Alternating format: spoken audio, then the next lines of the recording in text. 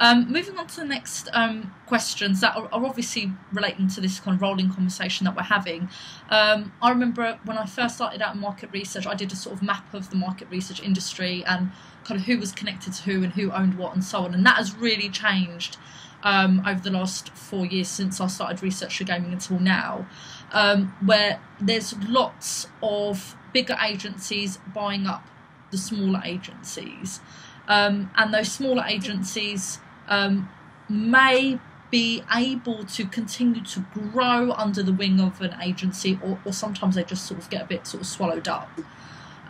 So for a new agency coming into research, whether traditional or non-traditional, what would you say are sort of the key opportunities and threats for going down the road of speaking to a bigger agency and saying, you know, we not buy us, but help us grow somehow?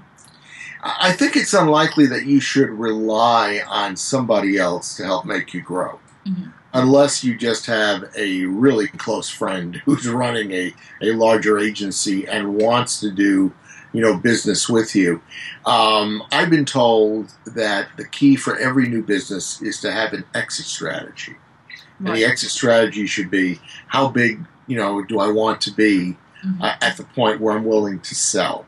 Right. Because anytime you're going to deal with a much larger company, I think the reality is that if you really do a good job for them, they're going to want to buy you.